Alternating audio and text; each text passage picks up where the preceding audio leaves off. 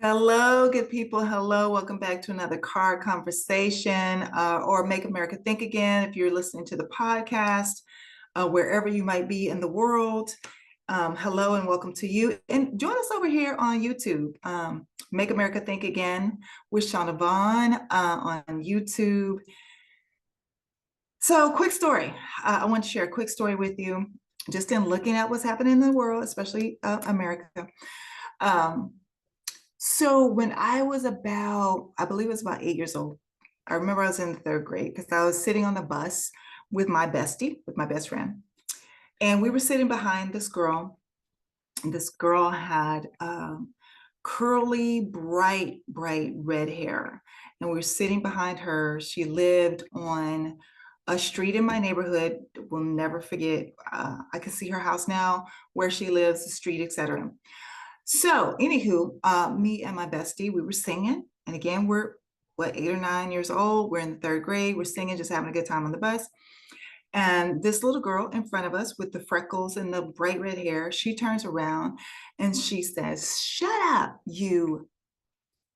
And she says the N-word. She called us, that was the first time that I had been called the N-word, right? And I really didn't understand it because I didn't know what it was. Because again, it was the first time I've been called that. So, but I did feel her energy, and I could feel the anger behind it. And other kids laughed on the bus, so I knew it wasn't great, and it really upset me. Okay, so I go home, ask my dad. I will tell my dad about the experience, and he explains to me the stupidity of some people and what the actual definition of that word is, that is not you, etc. Fine. Okay, so that was when I was 8. Flash forward,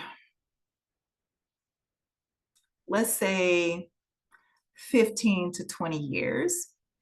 This same girl, now grown woman, ends up on my caseload. I'm a probation officer. I was a probation officer for 5 years. And she ends up on my caseload. And it's so actually, when I got her file, before I even saw her, I recognized the street that was in her file. And I said, okay, reading over the file, what her offense was, what the probation terms are, etc. And then I go to get her from the front and I see her. And the little girl in me saw that same little girl that sat in front of me on that bus and called me a nigger. And when I talk about fire, I felt fire, like from my toes to the top of my head. I was on fire, as if I was still that 8-year-old little girl on the bus, experiencing that again, and seeing her face, the frown on her face, how she yelled at us, and the kids that were laughing. Now, what I didn't tell you is when I was a kid at that time, I did put bubble gum in her hair. So I did that before she got off the bus. But now, as adults, she walks in, or she's following me to my office, and I'm on fire. I'm pissed.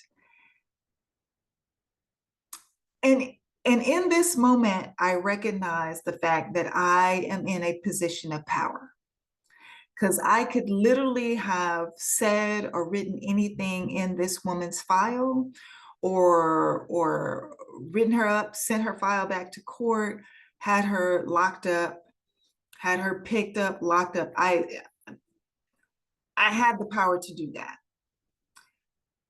And in that moment, well, after I saw her, talked to her, definitely knew it was the same person. She didn't recognize me, but I recognized her, because I never forgot that traumatic moment. Felt something. In recognizing that power, I said to myself, I thought about it for a couple of days, because I was like, I could really fuck this bitch up. I really could. But I didn't. I passed the file on. I decided to show her grace. She was a kid then. We were kids then. I don't know what type of person she is now. I don't know what kind of living conditions she was dealing with. I don't know if that racism just came from her parents or her family. I don't know. But what I did know was I needed to pass on that file. I needed to talk to my supervisor, get rid of that file, because with that amount, the amount of power I had at my fingertips, and if she did one thing wrong, or if I caught wind of the fact that she was still the same way she was as a kid, then I might be tempted to do something that I shouldn't do with her file, or to get her in trouble. So I passed on the file, went to my supervisor, explained that I know this person, and did not explain how I knew, but I was like, I know this person, and it'd be a conflict of interest for me to keep this file. So I passed it on to somebody else. But I'm telling you this story because I was thinking about this story when I was watching videos of all of these three percenters, these people jumping out of the back of U-Haul vans and with their Nazi flags and all the craziness, especially in historically Black neighborhoods like Lincoln Heights in Cincinnati. And I was thinking about that situation. I said, you know, I wonder if racist people ever stop to think what would happen if people of color, trans people, gay people, any marginalized community that they have tried to, like, you know, that they have just tried to exert their power over, or you know, discriminated against. I wonder if these people ever stop to think what would happen if we stop showing them grace.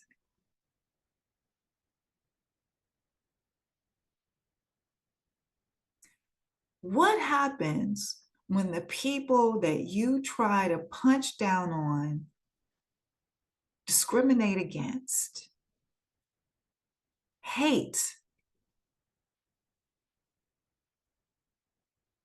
sometimes kill, abuse, torment, terrorize? What would happen if those people, individually or collectively, decided that they were no longer going to show you grace?